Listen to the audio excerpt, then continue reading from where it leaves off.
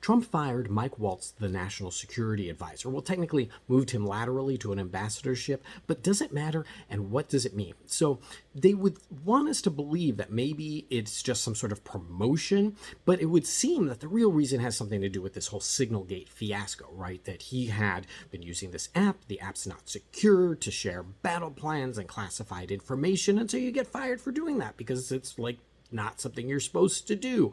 But we know that that's not the reason. Not only did the White House never really seriously condemn him for doing that, but Pete Hegseth, who's in charge of the Department of Defense, was literally doing the same thing on the same chat, in some ways even more responsible for it.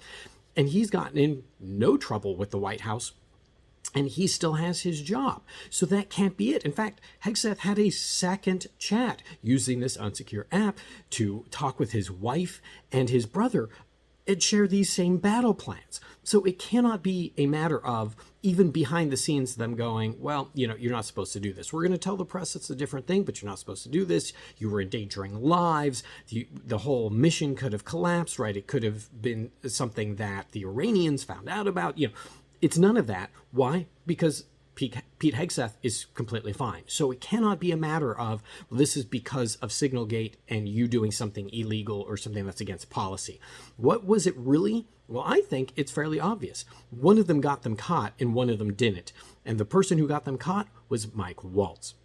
Waltz was the one who added a reporter to the Signal chat. He's the reason why we know about it in the first place. So that drew Trump's ire. So in addition to the fact that Waltz has been, I guess, butting heads on the inside, and there's always this kind of like push and pull and this kind of Machiavellian infighting within the Trump administration, and people weren't liking him, he had already upset Trump, not because he was doing this thing that literally endangered our soldiers. He was doing this thing that got them caught. So we have to remember that for Trump is always the biggest problem. That's the biggest takeaway. Does it really matter? Probably not. He gave it over to Marco Rubio, who's now both the Secretary of State and the National Security Advisor, which is just weird. And it's really just a matter of Trump taking even more control for himself over the whole thing, because he fired multiple national security advisors over the years because he really just wants it to be him.